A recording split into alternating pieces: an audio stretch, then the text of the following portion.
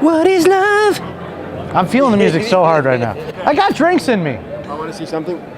Royal Wine Company, which is headed by the Herzog family, perhaps one of the largest portfolios of kosher wine.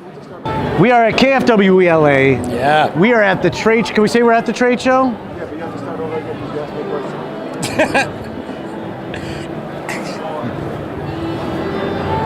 Action. I had such a good segue. We discussed it first too. You ruined it. I had such a good opener. You ruined it. KFWE. Good for one thing, that's it. KFWE LA. Yes. We are at KFWE LA here at the Hollywood Palladium. The Palladium. Hollywood Palladium. We're gonna do some drinking. We're gonna do some nibbling. We're gonna do a lot of talking. I'm gonna do a lot of talking. I'm gonna do a little bit of drinking. Do a little bit of eating. KFWE LA. This is the Royal Wine Showcase. Royal Wine is perhaps the largest portfolio of kosher liquors, alcohol in the world, and it's headed by the Herzog family. The Herzog family, they have an eponymous wine company that they started 130 years ago. Mm-hmm. But now, as they grew out, they started buying vineyards and they started buying or distributing other companies. So this is the trade event. They do it before the big show. They got the trade event where all the liquor store owners, all the restaurant owners, all the winemakers, gives us a chance to really go one-on-one with the winemakers. So I got Judd Guillermo here. He's my 1-2 on the mic today. Gonna do some good. We're not gonna have him. We're just gonna have his arm. His arm today. You're just cutting him out, right? Just his arm. Yeah. And that way I don't have to interview people in my wine glass. All right. Let's go do some drinking. Yes. Let's go do some snacking. Yeah. Let's go find out about the really vast broadness of what kosher wine is today in 2019. Yes.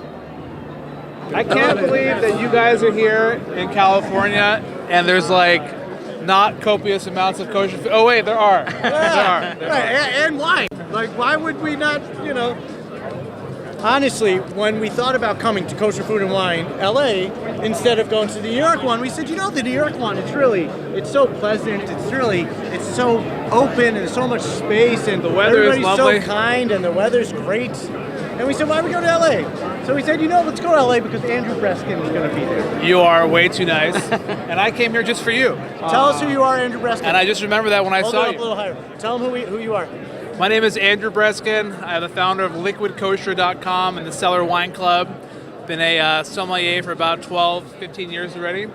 And super happy to be in the kosher space and doing my thing over here. This is my 10th KFWE. Explain to us what a sommelier is. Sommelier is a wine expert who helps with wine service and wine sales, building a wine list and educating customers about wine. And how I apply you have that. A diploma? I do have a little certificate from Napa Valley that I did. Yeah, it was really awesome. Not a lot of those kosher. Not too many. Maybe 2 or 3. Not too many. A lot of different tests, so maybe 2 or 3 among the ranks. I gotta say, I was definitely doing it before it was cool. Well, it was not cool. You've entered the media market a little bit too. Not only do you now have a business where you do distribute some very specific, very beautiful portfolio of wines. Thank you. You watch out, dude. Yeah, no, it's okay. You have now entered into the media game a little bit. You got a podcast or something? We're doing some podcasting, the Kosher Sommelier podcast. A little bit of a labor of love for me. Really enjoying doing it. Had a couple of good episodes. Put one up recently. And a lot of people in the room, not a lot, but I'm not going to exaggerate. A few people in the room have been interviewed. Have a lot of fun. And it's really, you get to ask people weird questions, put them on the spot, kind of like we're doing now. Yeah, and, so you position yourself, let's say, to the outside viewer, somebody would look at you and say, okay, he's probably a wine expert of sorts, specifically in kosher, right? I put myself as a wine expert, and I also am someone in the kosher wine space as well. So tell us now, as a wine expert, tell us now as a wine expert. Hey, what you're excited about this year in 2019, what we're going to see in kosher wine. Can we do this first? Yeah. Look at the legs. Look at the legs on this one, because that means so much. It smells like glass. All right. That's how you know it's good. Okay, so this is really going to close us out. 2019, Andrew Bruskin, kind of, sort of, an expert in his field, kind of, sort of. We don't like people to be like, fuck that dude, that dude's not an expert. So we're just like, that kind of, we're saying you're definitely an expert. Yeah. Self-identified expert. Yeah, so he's a teabag. So self-identified expert. What do you think? Yeah. What do you think you're going to see? What do you think we should be looking out for in 2019 as far as the kosher wine game goes? The way that I like the kosher wine market is I see what everyone's doing right now, and I like to say, what is everyone going to do? And this is my serious answer. Now we're having fun. That's good. But what is everyone going to do when we get over what we're really excited about now? So a long time ago, we were doing Israeli wine, and the French table was like yay big, right? And if you go now, that whole section over there is French. Bordeaux is like king right now, and everyone's popular. So I'm thinking, what are we going to do when people are over Bordeaux? Are we going to go back to Israeli? Are we going to revisit California? Are we going to find some new regions, I think Spain, people Italy? are betting on Spain, probably. Is that what you think? I think so. People are Spain. bringing in Spanish wines or Spanish something rider else. for the Triple Crown. Yes, yeah, there you go. But yeah, so I'm thinking, I've got my eye on the next thing. What are we going to figure out as the next hot wine region? Are we rediscovering Israel? There's some new players over there making some cool wines. California is making also a little bit of a resurgence. Quality is getting better. And I think that we're just going to kind of bounce back and forth. There's a lot of Bordeaux out right now. I happen to love Bordeaux, built my brand on Bordeaux. But I think that we're just going to see it, get used to it, feel like we checked that box, and we're going to have to find some more stuff. Of course, French wines. I'm French, I'm biased. French wine's the best, of course. And we have such an incredible collection. This is one of the best we have here today. This bottle is one of the best wine. Whoever tasted it doesn't want to taste anything else. That's number one. Number two, we have a new thing now because people are ecologically inclined. So we have organic wine that are not pasteurized, of course. So really special. And then we have this bottle, which is this gentleman is making. It is so special, so modern. It has an energy and a taste that has been done with so much care. It's amazing. And then, of course, we have things that, come on, want a French wine? That's what you try. All right? Thank you so much. You're welcome. Yeah, I'm going to try something. Bring in.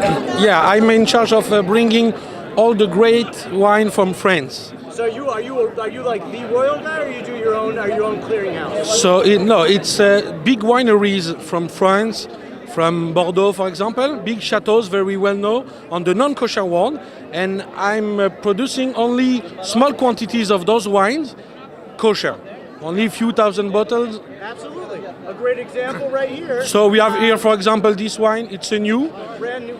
Yeah, it's the. Okay, so I'm Menachem Israelevich. I'm in charge of producing all kosher wine in a great chateau from Bordeaux. They are great chateau, very well known on the non-kosher market, that we produce only small quantities in kosher. So, for example, this year we have this new Saint-Estèphe, it's Chateau Saint-Corbian. It's the first time that we produce it in kosher, so it's very exciting. Also, we have one new chateau, it's Chateau du Tertre. Chateau du Tertre, it's a great growth from Margaux. It's from the classification 1855, so it's something very special. Grand Cru? Yeah, it's in Margaux, it's in Margaux. the Bordeaux area. So we used to have Giscourt. Last year we had the new Chateau Lascombe, and this year it's the first time that we produce in kosher, Chateau du Tertre, 16. 16 in Bordeaux is one of the, it's great here. 16 is going to be the year. Everybody's buying in the 16s. Yeah. Pre-orders are done. It's crazy. Everybody's done. So you have to be very... So let's try some of the Saint-Corbian. Saint-Corbian. So, what? So is it a classic Bordeaux, and this is the French house is Saint-Corbian? Yeah, this is a Saint-Estèphe, very well-known Saint-Estèphe, appellation yeah. from Bordeaux. So you have a couple kosher Saint-Estèphe. Not so much, but we used to have the very well-known Chateau Le Croc.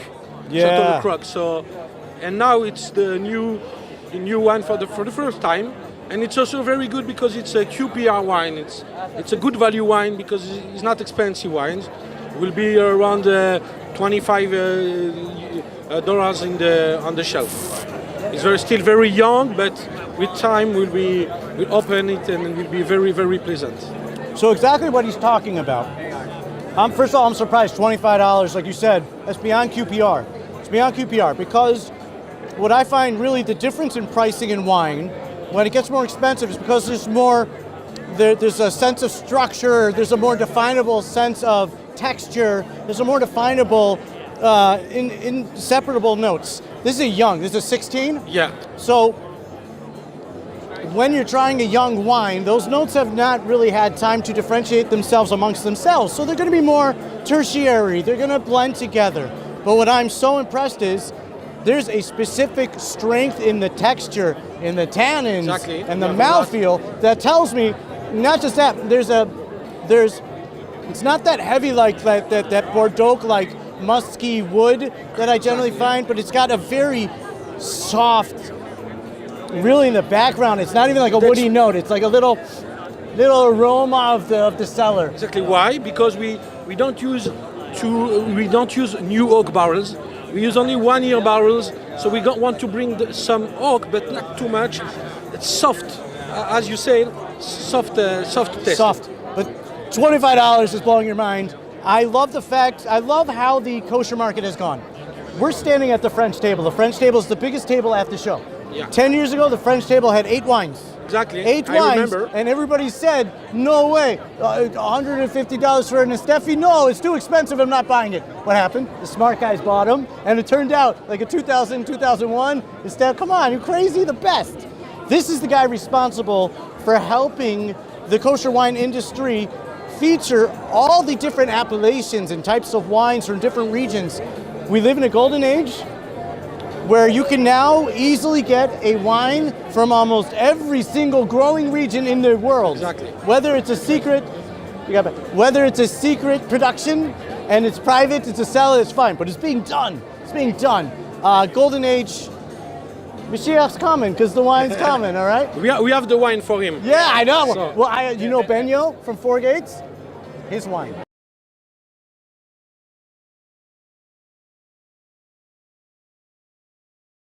Chaim, Ken. you have here Chateau Clark. Chateau Clark from Baron Edmond de Rothschild.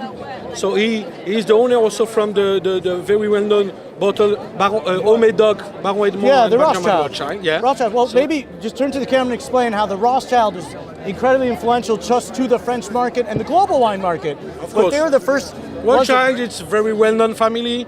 They are the owner of the biggest wineries in the world. For example, Chateau Lafite Rothschild. For 250 years. Yeah. Chateau Mouton Yeah. Rothschild also. Yeah. Okay, and also Chateau Clark. And Chateau Clark, we used to work with this family for 30 years, but for the first time in 2016 we produced this chateau, is Chateau Clark. So for us it's a big honor, and but it's only for the US market we have only 200 cases. Yeah. So they will go very fast. Next year we will not have here Yeah. it for the testing. Oh, out of this world. So let's talk about one more or two more. One You more? want to talk about? I mean, how's the? Yeah, your choice, man. Am I in it at all? Am I in it at all? Oh, the Chateau Lescon. Yeah. So one of the big boys here. One of the big boys here. I just want you to. It's Menachem, first I want you to explain to people what a Grand Cru is, and that Chateau Lescon has also been around okay. 160 So years. just to explain in Bordeaux we have the appellation of Bordeaux, but in Bordeaux we have few appellations. One of them is Margaux. Margaux it's the well-known appellation because everybody knows Chateau Margaux, and this is the appellation of Margaux. But in Margaux, only few chateaux are Grand Cru classé. Grand Cru classé 1855. It's a special classification. Only 6, just for your information. In Bordeaux area we have 8,000 wineries.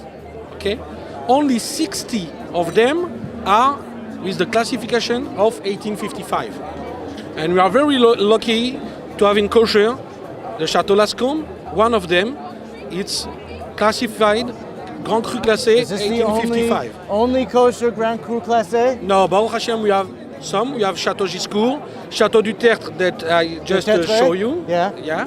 We have also Chateau Léoville Poifferet, very well known.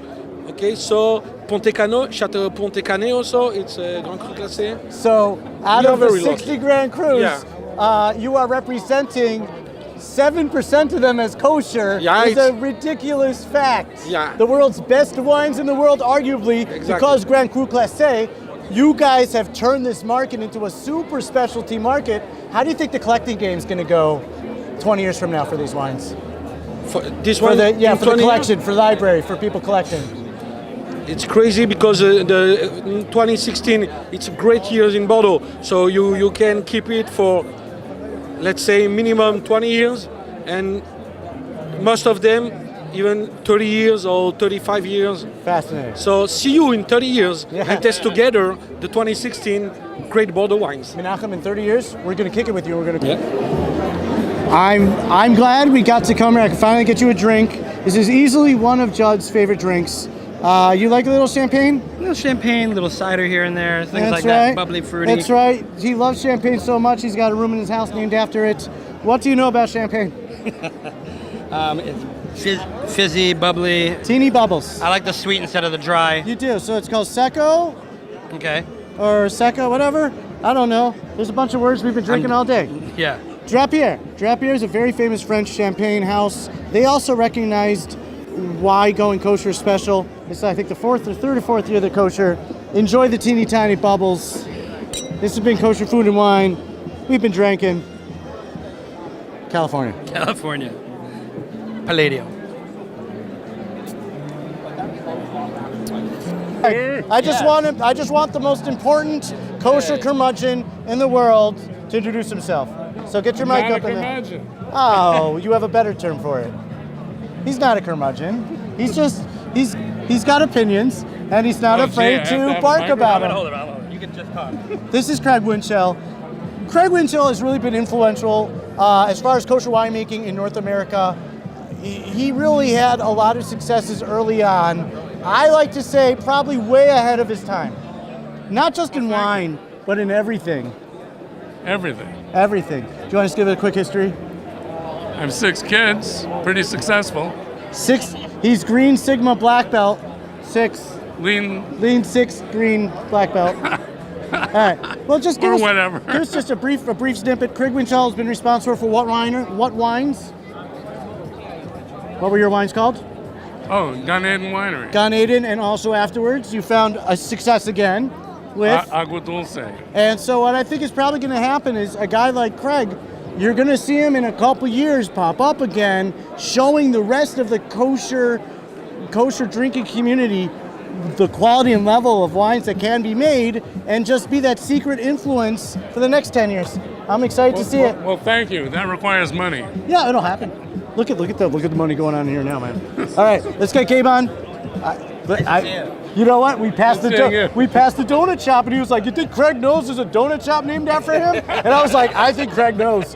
I think Craig gets told that a lot." You better get some of the rights. All right. I'm standing here with Gabriel Geller. Gabriel Geller is probably the de facto #1 face of North American. Gabe Geller is perhaps the #1 de facto face of the North American arm of Royal Wines.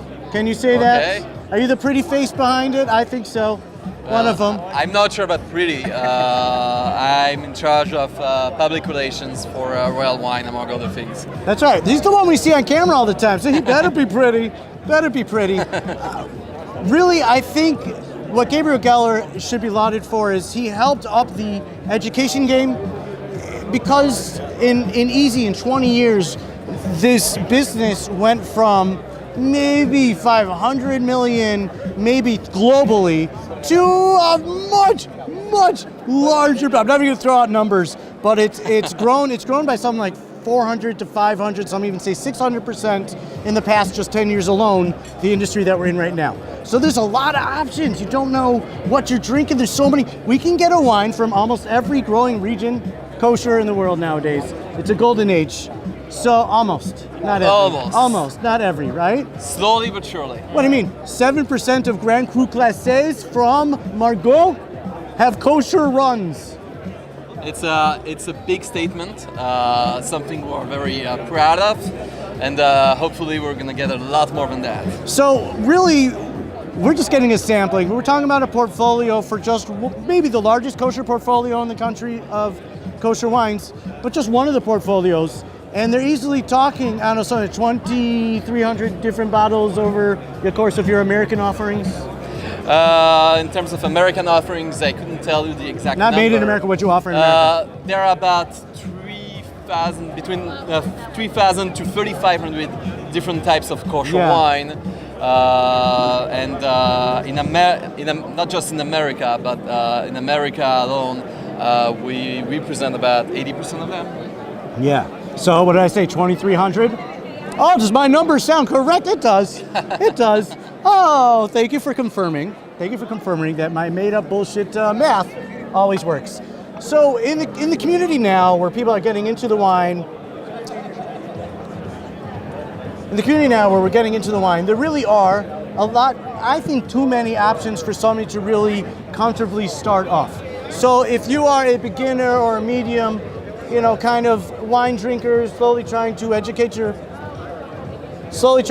palate a little more, give me like 3 suggestions on what we should be looking for in 2019 in kosher wine. Okay, all right. So yes, there are a lot more options than there used to be. Everybody should be buying 16 Bordeaux's. That's a rule. Let's skip that one. Next one. All right. So 3 options to start with, and to start with something that's not going to help you break learn. the bank, and to help you learn. If you go to Israel, for instance, and you want to try something really nice, go for white first of all, and Tabor Winery with the Adama Sauvignon Blanc 2018. That's a fantastic wine. It's delicious. It's very affordable. Retail between $15 to $20. Well, Tabor has been known for a long time as a QPR king. Yes, absolutely. You want to talk about a 2010? Not the Merlot. Adama Merlot. The Adama 2010 Merlot. Yeah, that was fantastic. 93 wine enthusiast. When we talk about QPRs, though, I think it was like $17. I think we were talking about it. That one to me is like the top of the list of one of the. Although I do like the new French one, $25 one over there. Crazy. All right, number 2.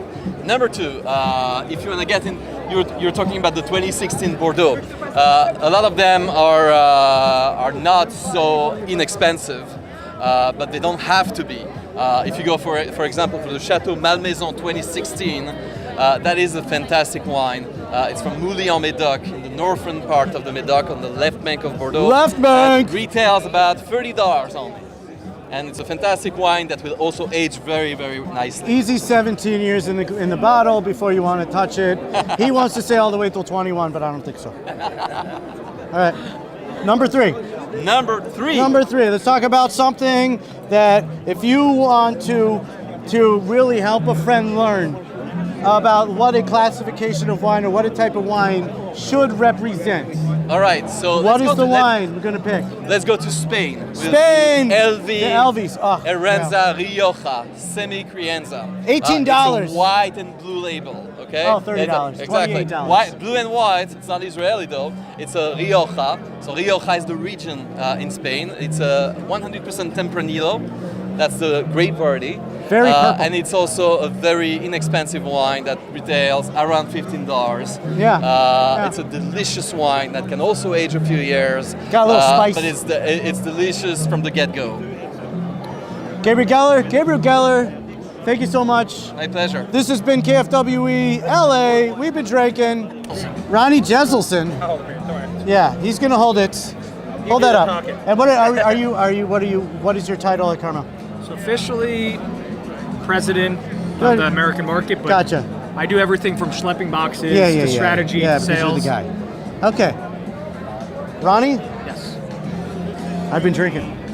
I'm standing here with Ronnie. Ronnie is he's the guy in charge of representing one of the oldest continuously operating kosher winery in Israel. We're talking about one of the hottest regions now that's been recognized as one of the specialty growing appellations because Israel has that unique terroir where you get every single growing region in a 40-mile strip. So to be representing the only kosher the oldest kosher winery Really in the world, in not the world. just in Israel. Well, in the world. Well, the Rothschild can go hit or miss because ours they did was- a kosher wine for Our themselves. winery was started by the Rothschilds. There you go. So tell us the rundown. Who you are, Ronnie? Well, thank you very much. I love my job because, like I said, we are connected to the oldest winery in Israel. So we're as Israeli as you get, but it's also the fact that wine in Israel, it's in our blood. Israel is one of the oldest wine regions in the world. It had a gap where it stopped producing wine, but we've come back and we've changed that whole. I need an outtake. Sorry, guys. Don't worry about it. I got you. It's all edited. So I'm standing here with Ronnie, and Ronnie's really been articulating on the fact that he's repping Carmel. Carmel is the largest producer of Israeli kosher. Ronnie Jeselsohn. Yeah, he's gonna hold it. Hold that up. And what is your title at Carmel? So officially, president Good. of the American market, but Gotcha. I do everything from schlepping boxes Yeah. to strategy Yeah, to because you're sales. the guy. Okay. Ronnie, Yes. I've been drinking.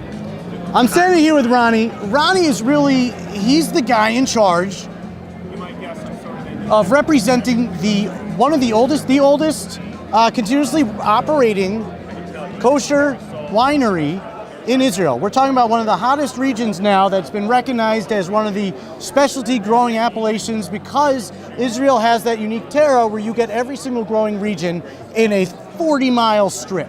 So to be representing the only kosher winery, the oldest kosher winery Really in the world, in not the world. just in Israel. Well, in the world. Well, the Rothschild can go hit or miss because ours they did was- a kosher wine for Our themselves. winery was started by the Rothschilds. There you go. So tell us the rundown. Who you are, Ronnie?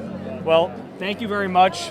I love my job because, like I said, we are connected to the oldest winery in Israel. So we're as Israeli as you get, but it's also the fact that wine in Israel, it's in our blood.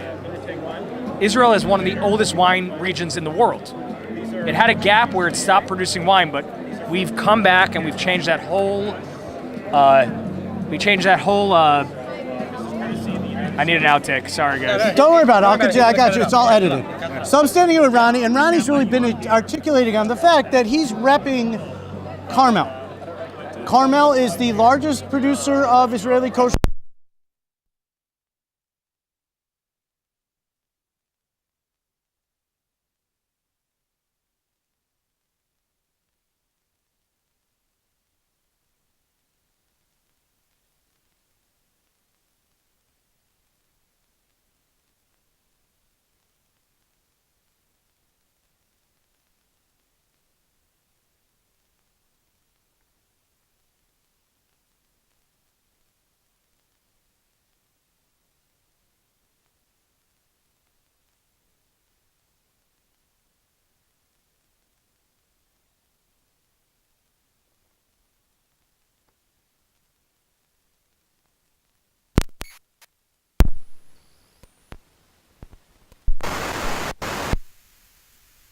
Leaving it. We're about to cash in big time.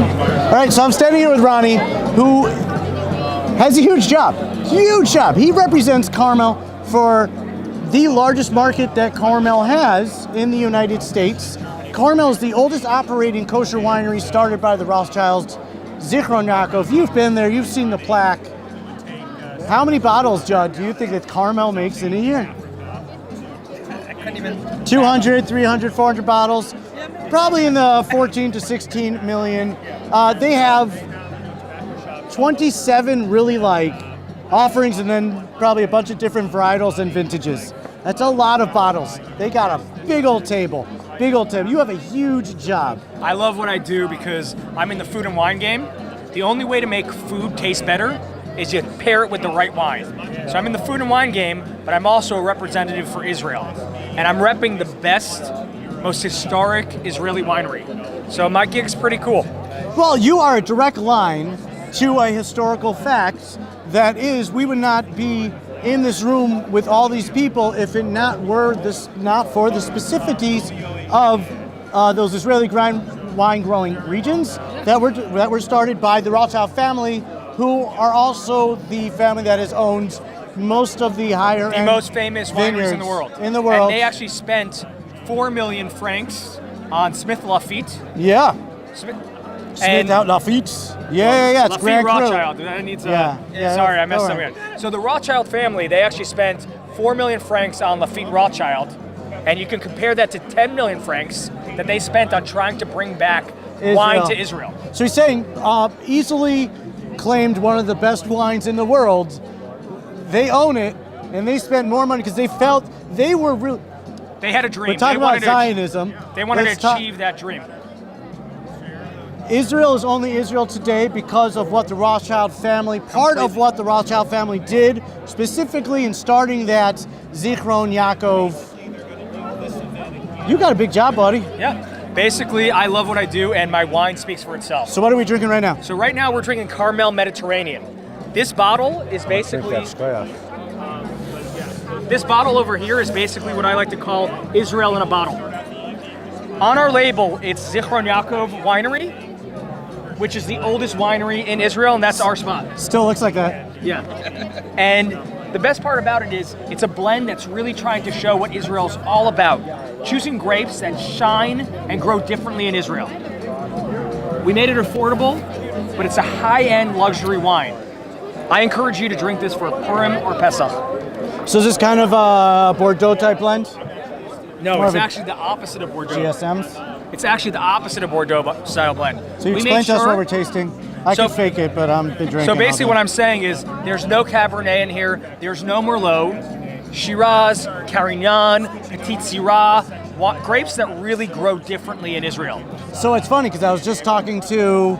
That's what it is. I'll say what's great about this is it's light, but still full of flavor. It's something you could drink in the afternoon, something you drink a lot of, but still have a great flavor in your mouth. You can mix it with fish or meat or salad. It really doesn't matter what you're drinking it with, what you're pairing it with. At this point in the game, I am talking into my microphone. I love it. Well, tell me, what do you love? Carmel wine gets you drunk. Kosher Puna wine. L'chaim. L'chaim. Let's go get what? Shlomo Blaschka. Shlomo Blaschka, I think you're really one of the original faces of Royal Wine marketing already for the past 10, 12 years. 15. You've been the guy 15. If you don't know this guy, that means that you weren't going into the Royal Wine Hertside parties back when they were crazy. When they were actually when they at were the like Battery attendable. Park, they were at the Battery Park Museum for Jewish Heritage. So that was our first and second. Shlomo Blaschka now is really the guy responsible for introducing and introducing and showing off Royal Wine's portfolio of harder liquors and liqueurs. Brown spirits, primarily. Brown spirits. Well, this is something that you guys decided on doing 20 years ago when you started bringing in fine cognacs, kosher, which was huge. Everybody loves their Sheva, Sheva, Sheva, but a Louis Royer XO taught everybody what it was all about. Tom and Tool came next about 12 years ago and they said, why don't we put a Heckscher on Scotch? And now you have a broad portfolio. Walk us through a little bit. So, I'll actually talk about Tom and Tal. We actually brought it in I believe it was 2003, and we actually 15 years. And we actually started to put a kosher certification on it in May of 2005. Just to put it on to ensure our consumers that it was definitely kosher. We do like to promote our product in the regular markets, but we also want to do kosher as well. So I'm going to work from right to left as I read Are my. we pouring drinks while we're doing it? Absolutely. So the first scotch that I'm going to be pouring, and the main scotch, is a 21-year-old Tom and Tal from the Speyside region. Tell us what Speyside means. Speyside is the heartland of Scotland. There's about 65% of all distilleries in Scotland are producing in Speyside. So if it's in Speyside, less of the sea, more of the grass? It's more malty cereal flavor, like Honey Smacks. I like it. Amazing. So this is our 21-year-old, aged in 100% bourbon barrel. Nice, sweet with the great vanilla flavor, nice oak spice, very rich and round, and one of my favorite scotches of all time, let alone from our brands. But I've never experienced a 21-year-old scotch like this before, honestly. And it's fantastic. It is love. All right, show us like one or two more, and then we have a Boondocks port barrel. So this is a single barrel bourbon. Actually, we're actually making some single barrel bourbons. And what we do is that we get barrels from Joseph Herzog. He's hiding in the corner explain over the there. significance of what a cask barrel is. Okay, so what we know with single malt scotch is that barley is a very delicate grain, so it needs to be in a used barrel to get the proper tannin, because fresh virgin oak actually overpowers tannin into the single malt scotch with barley, so they have to use used barrels. Corn, however, is a much stronger and more viscous, thick drink, so we can actually use virgin oak. In fact, that's a requirement of the United States government to do 100% new oak. So what we want to do is to actually add and make it sweeter and softer. The way we do that is by finishing the barrels with wine barrels, or with bourbon barrels, ex-bourbon or rum barrels, or cognac, or multiple styles. Well, I'm just going to come for a second and just move them up. This has been something that's been constant debate for a long time about cask barrels, wine barrels being used in booze and scotch. The idea is, does it pick up flavor? Does it pick up color? A lot of debate. But Royal Wine Company decided, why debate? We're going to use our kosher barrels to have a hechshered wine cask. Yes. It started with the Angel's Envy. Well, actually, we did, before Angel's Envy, we did a Tom and Tal 14-year-old in a kosher port finish. And then we sent our barrels to Angel's Envy to do a kosher version of Angel's Envy that actually said from the Kedem winery. And now we have the Boondocks that's in Kedem barrels, but we just say that it's in kosher port barrels from Kentucky, and it is fantastic. Fantastic. It's not every day that you get to go to the party and then meet the main guy behind the party. This is Royal Wine's industry event. I like to come here because it's really a great opportunity for me to educate myself and then maybe figure out what I'm drinking, because we live in a day and age where I think really much to Royal success, we're very close to being able to get a wine from almost every single varietal growing region in the world. Not every single chateau and chateau house, but the reach that the Royal portfolio and the Herzog family have done just to illustrate what kosher wine can be in the country is huge and tremendous. Why are we here today? What is this place? Well, you touched on something really well, which is getting wine from every chateau house or every growing region.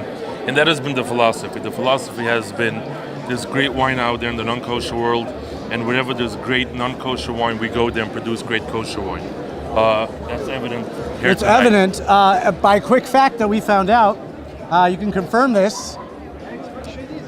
Grand Cru Classique is a terminology that's reserved for only the best Bordeaux houses. In the Margaux region, there's only 60. We realized 7% of them are kosher now. So to say that 7% is huge. It's huge. And every year there's the challenges of the harvests and the grapes and what's available and whatnot. But we don't stop. We don't rest. I have a brother out in Europe. We have Menachem. Yeah. And that's Met busy Menachem. with that every day. We met Menachem. For me, my focus over here is more obviously California. And the same thing is true for all the different regions of California. Well, you guys have made a lot of... Alexander Valley, you've known Napa Valley, you've known all the Clarksburg, Napa, Sonoma, all those different. Well, the newest one we introduced is Lake County. Lake County is the up-and-coming region in California. All the backstaffers of the world and the Hess wineries of the world that are the That's the Cabernet you're talking about? That's the Cabernet that you're talking about? Very the good. vineyard, yeah. So that's the Crown Royal of California. They're all moving now into Lake County, and we've gone to Lake County, and now we're planting grapes in Lake County. We're buying grapes in Lake County. We've gone there.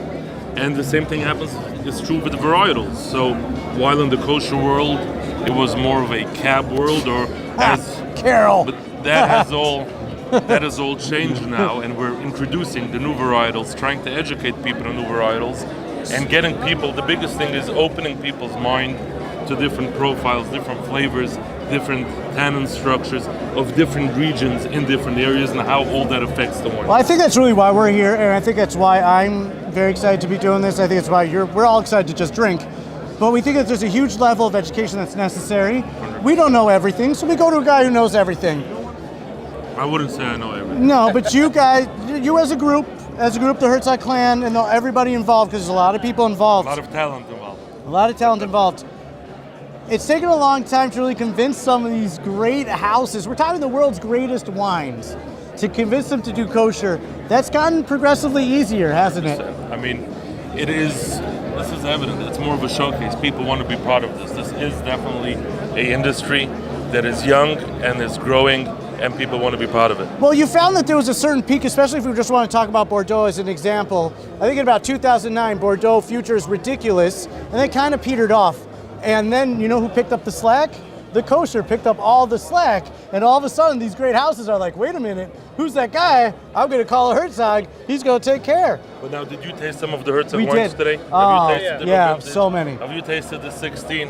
Which one? The French? The Herzog. Oh, Let the me Herzog. speak about Which one? Herzog. I Oh, so it's forget good. about my name. Yeah, so the Herzog the wines, new vineyard, the 2016 Cabernet? vintage, phenomenal. A rock star. We're excited about it. I think people were excited about 14. Wait until they taste the 16 vintage. So We're you're saying just California excited. 16 is where we should be? California 16 is definitely where you should be. So what I've learned today, California 16, Bordeaux 16, Israel 16, Spain 16. Everybody's doing good this year. That's 16 right. vintage, 16, phenomenal. I think it's everybody's happy. Taste it. Go taste some Right. of the wines. Speak with Joe Herleman. Oh, we love and Joe. you will be blown away. Thank you very much. Thank you. Yeah? I'd like to tell the story of Kfwe. Do you want to Oh, yeah, you want to just say how this came about? Because it's an industry event, but how did you decide to invite people? I don't want to focus so much more on It's so much editing, it doesn't matter. Yeah, but It's all editing. We did the other guys. I'm a more. Okay, yeah. What's your Cali? Yeah, he'll Do you- make it look beautiful, don't worry. No, I can't. How long ago did you move out to Cali? 13 years now. 13 years ago. So who was here in Cali first? It was different family members used to fly out every other week or so. And then I I caused love too California. Much, I They don't caused too give. much trouble in New York, and they said, you know what, get out to California. So you became the guy. So I came out here, and I'm happy with what we've accomplished in those years. You should be. In terms of the winery, in terms of vineyards, in terms of production, in terms of the quality. Most of all is the quality, what we've done and what we've brought California to. Let's put this in historical context. We just spoke about Carmel. Carmel is really, a lot of the wines we're actually talking about today, the Rothschild family was responsible for 200, 250 years. I think now when we talk about the United States, you cannot talk about kosher winemaking in the United States, forget the rest of your portfolio. But you cannot talk about the state of kashrus and kosher winemaking in the United States without talking about the Herzogs. And I'm not trying to pimp them out. I am trying to talk about the fact. That is 100% right. This is, yeah, but we from Jews. The Herzog From family Jews. gets the credit Absolutely. for changing the world of kosher wine from what we knew as Manoshevitz to what we have here today, to what we Absolutely. see here. And You it's guys were the definitely ones. vision. David Herzog and the family had the vision of changing, and David Herzog was in Wall Street. He started off his career on Wall Street, and what he saw there is people going out for dinner, having meetings, and enjoying great wine. And he said, "There's no reason why we can't bring that into the kosher world." I remember- And that's what we did. So from I 85 remember the first. to now, I think a lot of people miss if you're not in the kosher industry and you don't keep kosher. I think a lot of people miss the significance of having kosher wine. Every single Jewish event is consecrated. It started with kiddush. well, put it this way: it's the only religion that requires you to drink Requires. wine. We start with the baby at 8 days old. Yeah, my first By drink. the chuppah. Although I couldn't walk The for a word- year. But it's the only religion that requires Requires and it's the oldest history of drinking wine, when we go to the Beis Hamikdash or when we go of Noach coming out of the Teva. Amen. Amen. Thank you so much. Thank you to the Thank you. Herzog clan, Royal. This is Moshe at KFWE Los Angeles. This year it's at Hollywood Palladium, very cool spot. And we're going to go see Chef Gabe Garcia from Tierra Sur. They're just always there. Oh, he already got the mic. I got the mic, baby. Do it one more time. Chef Gabe, what's going on tonight, man? Good, man. Just doing a little trio today for the VIPs. We have a little lamb loin stuffed with some veal, a little carrot jam. Then we have some smoked ribeye that we brined, and we did a peppercorn smoke on it. Braised short rib in the side that's been braised with cherry juice, and a little play on Vietnamese banh mi, duck rillette, and some foie gras. It's amazing. I don't know where this has been my entire life, but I'm looking forward to eating it. Enjoy, guys. Grab a plate, knife and fork. What's the name? How do you do that? Jocelyn Jane Miller Yeah. at Instagram. And do you have like a specific niche? Like you have a specific are you the LA version of a Flatbush girl or like what? I'm trying to be. Once you brought But up I'm Medjuk, not- I'm once you brought up magic, I figured that's the sphere we're playing with. Yeah. So let's just have fun. I'm not here. as crazy as he is. I have to get another glass, but Okay. yes, I can be very.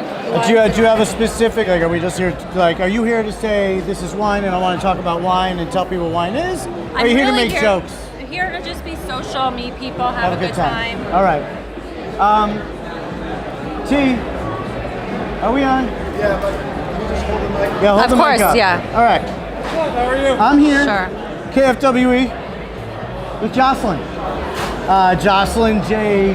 Miller. Jocelyn J. Miller. How are you? We're in LA. She's a comedian, does some funny things.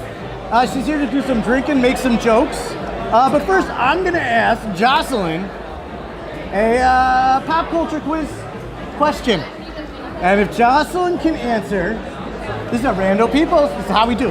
If Jocelyn can answer my random knowledge pop culture question, I've been drinking. If I've been Jocelyn can drinking. answer one of my pop culture questions, she will get some Trippin' Kosher swag. I know a Wow. guy. You All know right, a guy. this is very exciting. Jocelyn, how you doing so far? Very good. You How are nervous? you? Do you know a lot of pop culture? I know a lot of pop culture. If I asked you rando questions, you would know Sure. something? Sure. All right, here's the question. You want to hear the question? Just make You it wanna like hear the question? this generation, you know. What Disney animated movie is the only Disney animated movie where the main character does not talk? Whoa! Think about it. Bambi. No, Bambi talks. He talks Bambi to Thumper. talks? Oh my gosh. Well, everybody says Bambi. Bambi's mom doesn't talk. Oh, wait. 'cause She just goes kaplow.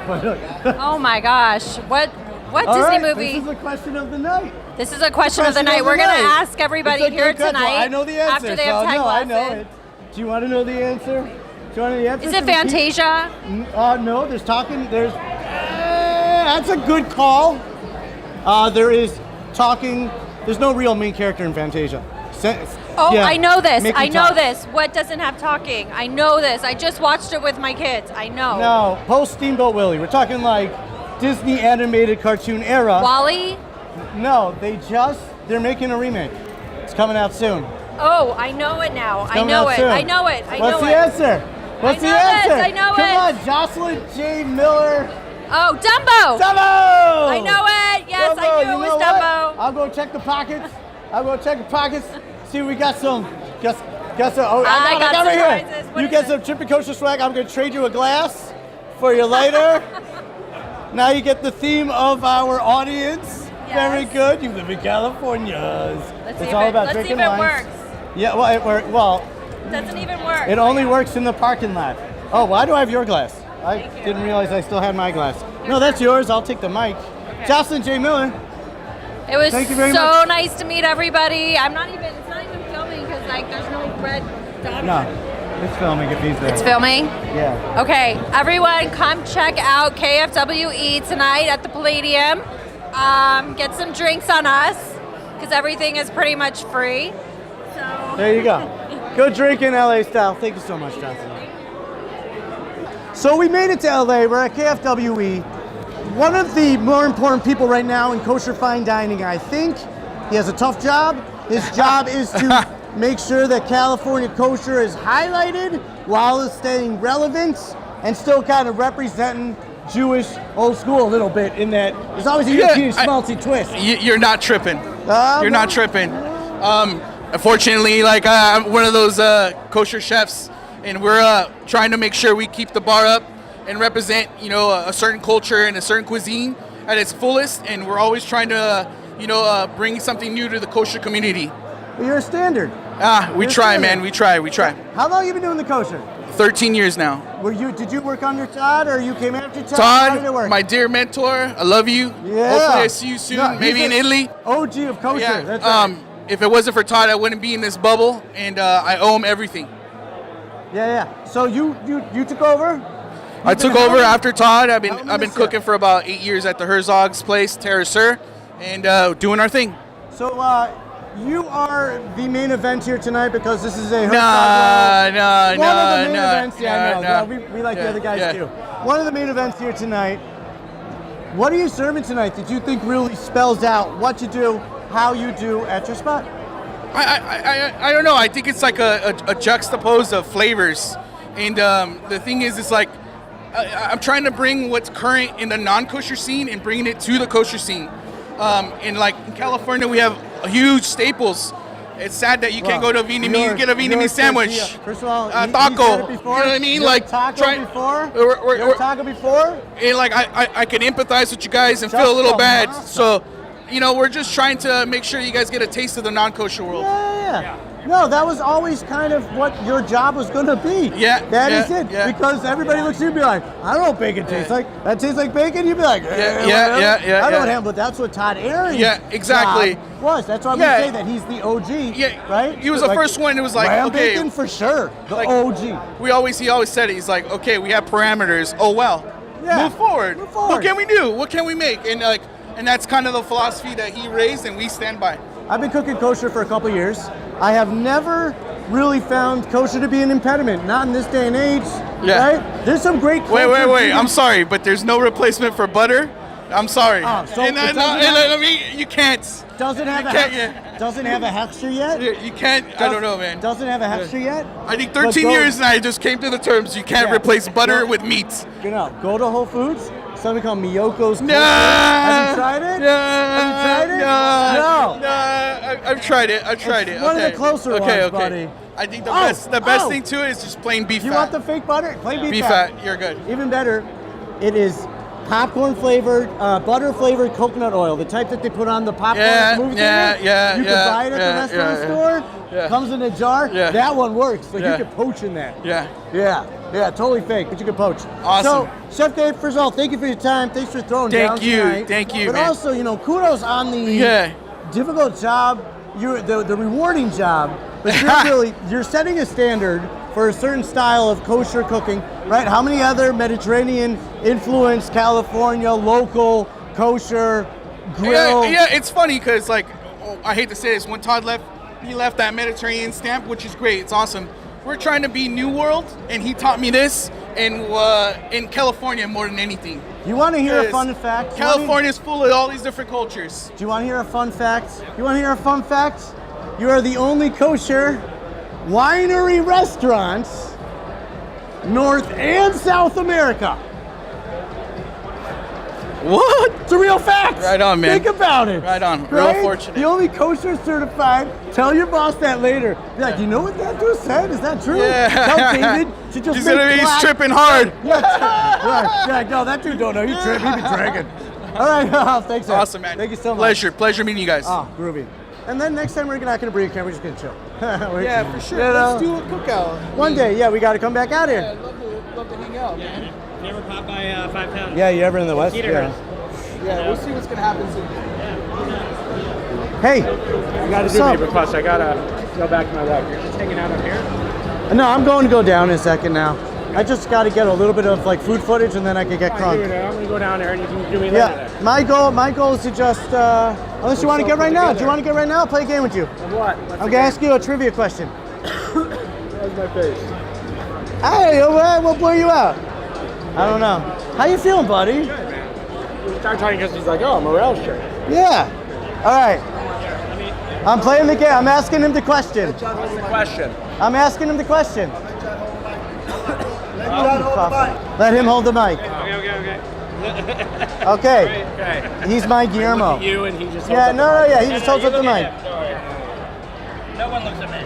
We're here in LA, KFWE LA, and I have this great opportunity to really hang out with people that I admire, other people, and really old school friends. This is. I can say you're my boy. You're my boy, Hash. We're like legit boys. This is not like. Go way back. It's not like we go way back. 20 years. 20.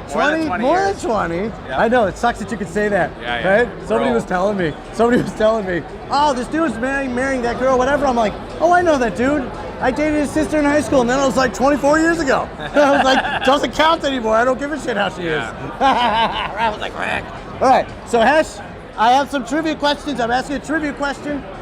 Okay. And if you get the question right, you get some swag. Oh. All right? Cool. Free stuff. Free swag. Love the free stuff. Always did love the free stuff. You guys are the best. We'll catch you in a second. I like that. We want to talk to a guy that carries a wine glass on a necklace. We'll be there in a second. All right. Heshi, question of the night. Can you tell me the only animated Disney movie where the main character doesn't speak? Ba, ba, ba, ba, ba, I've been drinking. The original Mickey Mouse. No, movies like animated studios. It's a good call, but animated studios. Also, there's word dialect in the original Mickey Mouse that doesn't count. I don't know anything about movies. Yeah, well, I know Disney movies. You did have a childhood. It was really sad and tragic, but you had some semblance. I was dirt poor. We had to listen to Rush Limbaugh's Children. He did. The stuff you probably know. I give a guess. All Disney movies without words. No, it's not without words. It's the only Walt Disney movie where the main character doesn't speak. Wizard of Oz. That's no and no. Disney movie. It is no. It's an NBC Snow movie. White. No, people talk. Snow White talks. I don't know. I don't know any movies. Do you want to know? Yeah. What's the good one? Come on. Give it. Charlie Chaplin. Charlie. David. Silent movies. Damn it. You want to know the answer? Frozen. You can't tell people. Here, hold that for a second. Okay. You can't tell people. I whispered it in his ear. You're also one of my favorite people. I've known this man a very long time. You're getting swag anyways. Here's your lighter. And for my wife. Yeah, for your life. Dumbo. Oh. I know, right? No, I didn't even know. Shimmy, you want to stand on my side over here just to be in the background? Give us a certain gravitas? No, you can be in the back. So we're not going to say who you are. We'll just be like, yo, that's a guy. All right. 3, 2, 1. So I have the privilege of standing here once again this year with Joe Hurligman. The man really, your title is head winemaker? My title is winemakers, but I'm the head winemaker, yes. A fact that we talked about last year is that you are perhaps one of the most influential kosher winemakers in the world just based on your vast portfolio alone. Well, thank you. How long have you been kicking it with the Herzog clan? 21 harvests, so 20 years and 8 months. Well, mazel tov on your most recent. Thank you. I know you guys, as part of your growth of the past 21 years and as part of Royal's whole project to illustrate how broad wine is, and we can get a bottle from almost any wine growing region now kosher. You can. A lot of it through Royal's portfolio. But you've also expanded everybody's knowledge on what wines are. Whether it was your, was it an Albarino last year that you brought out? We did, that's and right. some of your other ones, these new varietals Exactly. that you really haven't seen kosher. Right. This year, instead of buying out a certain plot to play with, instead of buying the grapes, you bought a certain new plot this year. We did. We You wanna bought talk a about vineyard that? in Napa Valley. So we bought about 40 acres of vines that are in the ground right now. But as they Old age vines? out, New vines? Old vines? Old vines. Nice. So as they age out, we'll be replanting that vineyard. So very excited about that. Congratulations, Thank congratulations. You. Thank you. You guys are growing like by 2-3 fields a year a little We bit. are. So Yeah. the year before we bought 2 vineyards in Lake County. Yeah. Yeah. So Very excited. times. Very excited. It's not just exciting times. It's fun to say, and I know you're not going to acknowledge the impact that you've had, but you cannot talk about modern kosher wine in the past 20 years without. I'm interviewing with my interviewing. Careful. I'm not going to spill. We're talking again. You're talking about 20 years of historical fact that you had a finger in, which to me is, we're not worthy, kind of like, All right. Well, I'm gonna try. This is your new Cabernet. That is my new Cabernet Coming Sauvignon. out of which vineyard? This one is from Rutherford Vineyard. And these are old vines, everything, Yes, right? exactly. How old's the vineyard? 70 years old? 60 years old? No, Cabernet normally is Oh, how going to long be does it last? 30 Yeah. years or so. 30 years? Yeah.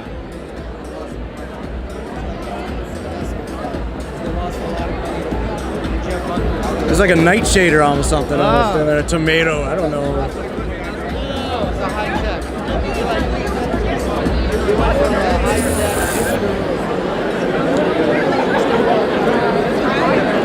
So, really, that classic Cabernet finish, right? It's that bright, quick. But you know what I loved?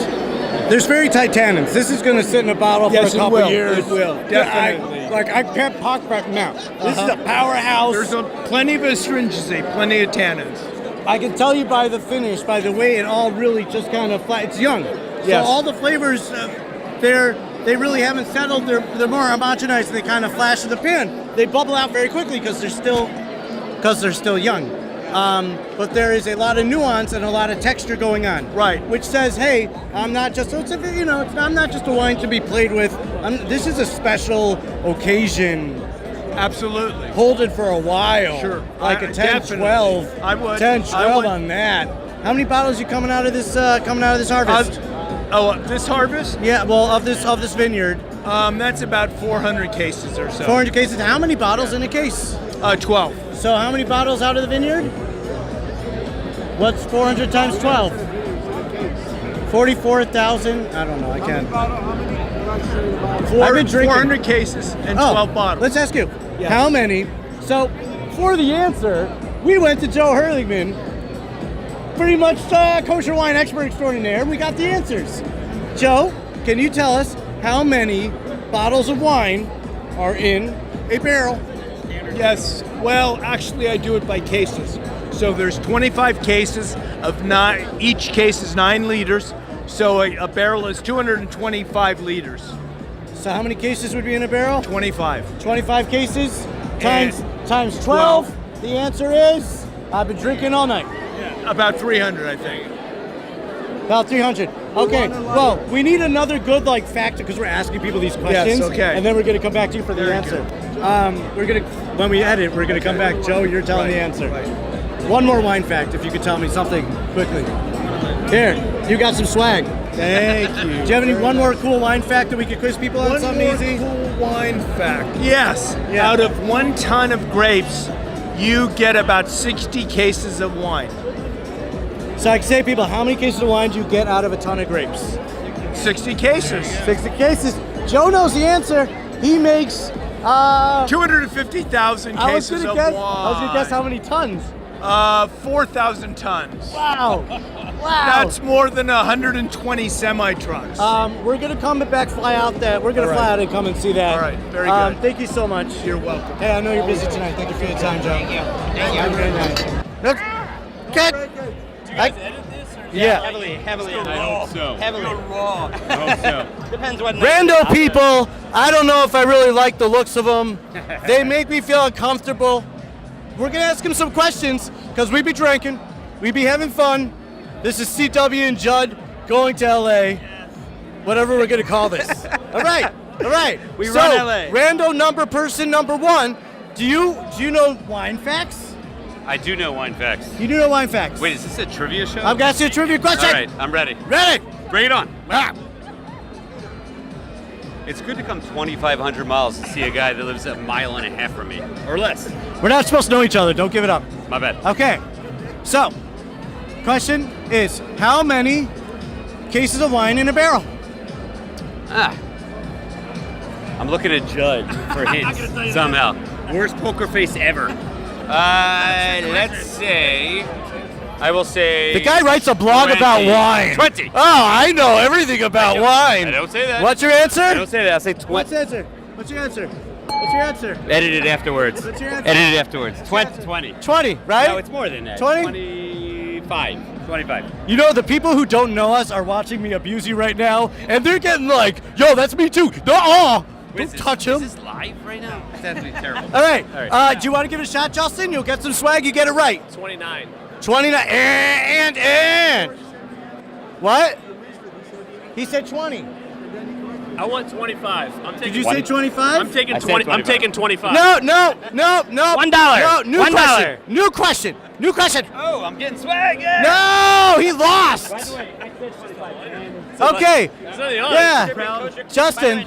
Proud owner. Oh, it does say that. I already have one of these. Oh, let's give it to But Justin. still. Give it to Justin. Oh, I shouldn't take it? You guys have like 7 of them, right? He got a Memphis. I asked him yesterday if he knows you. He told me he doesn't know who you are. Yeah, I know. correct. He doesn't like to tell. Well, because I tell him to tell. Whenever he goes to a restaurant, I say, drop my name. Yes. That's It amazing. works everywhere. I'm 25. By the way, 25. I've been wearing my No. Judd hat. You know what? Counselor, come over here, Counselor. Come over here, Counselor. Okay, you guys, this guy, he's like a lawyer who works for the government, so apparently goes to Israel on vacation. All right? All right. Should I get out now? Yeah, well, you can move over. right. You can move over.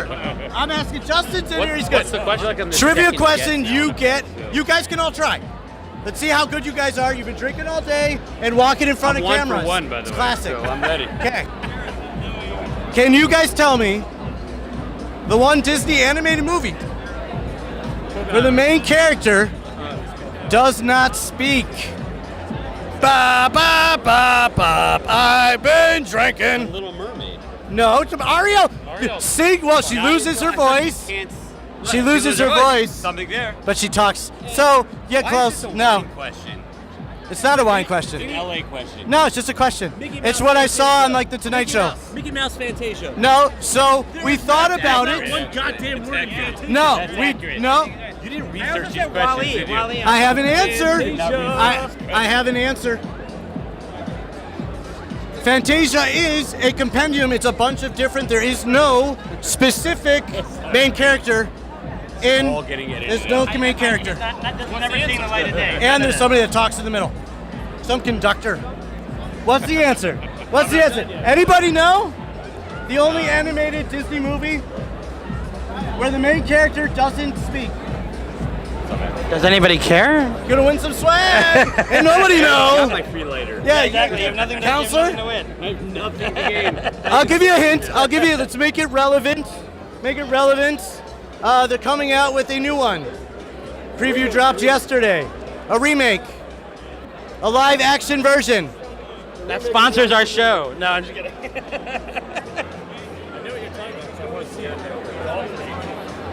I don't. Right? It's really weird because you're doing a live action Give him a hint. Yeah. Ratatouille 2. Look at your ears. Your ears. Dumbo. Oh, give her a lighter. Give her a lighter. Free swag. Free swag. You get free swag. What do we got? What do we got? You get a lighter and some business cards because she has a blog. I have a podcast. Yeah. Oh, we like podcasts. We will run.